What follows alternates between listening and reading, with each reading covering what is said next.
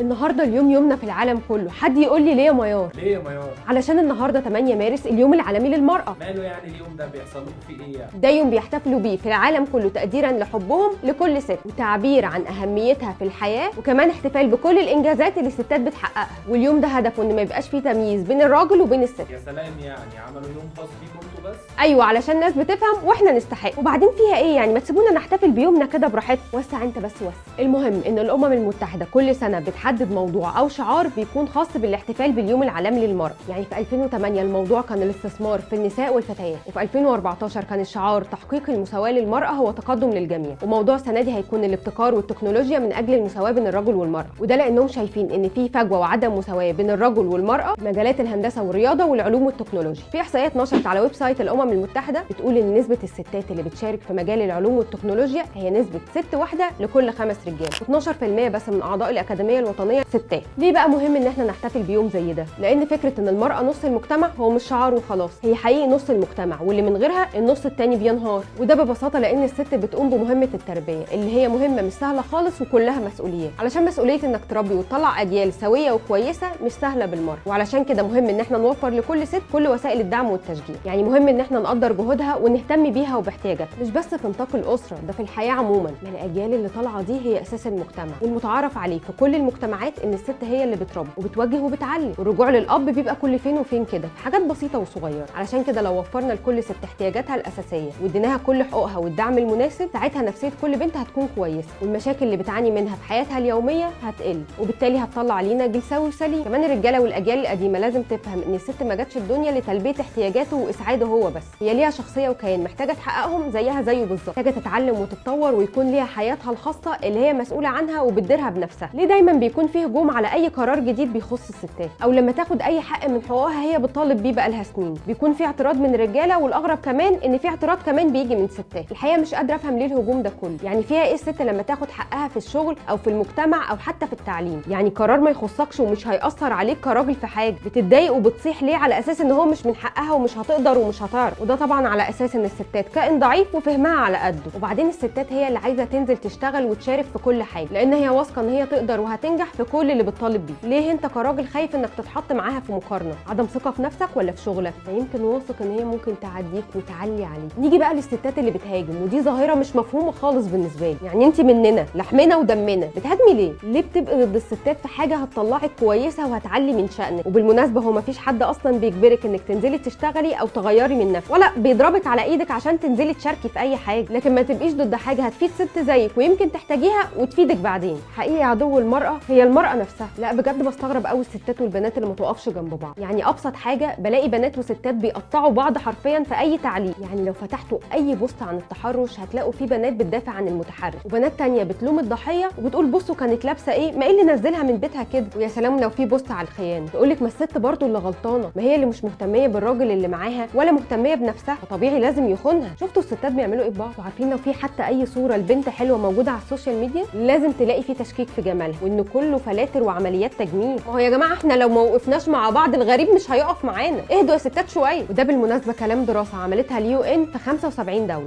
واتضح ان 86% من الستات عندهم حكم متحيز ضد باقي الستات، سواء في القضايا اللي بتتعلق بالتعليم او العنف او الاقتصاد والسياسه. انت كست معرضه لكل المواقف دي، وقتها هتبقي محتاجه حد يقف جنبك ويدعمك. وعلى الرغم من كل الحركات النسويه اللي انتشرت في الفتره الاخيره اللي بتطالب بحقوق الستات وبالمساواه، وكمان اتجاهات الدول دلوقتي لتمكين المراه اقتصاديا واجتماعيا، الا ان في دراسه عملتها اليو ان لقت ان الستات لسه بتعاني في المجتمع، زي ان هي لسه بتقوم بكل الاعمال المنزليه ولسه بتتعرض للتحرش في المواصلات، وكمان بتاخد مرتبات اقل بنسبه 39% من الرجال. وانتهت الدراسه ان مفيش بلد في العالم دلوقتي حققت المساواه، وان احنا هنحتاج سنين كتيره قوي علشان نوصل لده. الامين العام للامم المتحده صرح وقال ان المساواه بين الجنسين وتمكين النساء والفتيات عمل غير مكتمل الاركان في العصر الحالي، وكمان اعتبروا من اكبر تحديات حقوق الانسان في العالم كله. وبمناسبه اليوم العالمي للمراه تعالوا نتعرف على ستات كانوا رائدات في مجالهم، وهقول لكم على شويه امثله كلنا نفتخر بيها، زي حديد المعماريه العظيمه اللي اتولدت في العراق وكان ليها اصول بريطانيه، ليها مشاريع في 44 دوله في العالم. ماري كوري اللي اتولدت في بولندا وكانت اول ست تفوز بجائزه نوبل، وهي اللي صاغت مصطلح النشاط الاشعاعي. روزاليند فرانكلين عالمه فيزياء وخبيره بالتصوير الاشعاعي واتولدت في بريطانيا، كان ليها دور كبير في فهم وتركيب الدي ان ايه. ايميليا ايرهارت، ولقبوها بملكه الطيران لانها عملت رحلات طيران لوحدها عبر المحيط الاطلسي، وغيرهم كتير قوي. علشان كده لو تعرفي اي ستات رائدات في مجالهم اكتبي لنا في التعليقات. وكل سنه وانتم طيبين.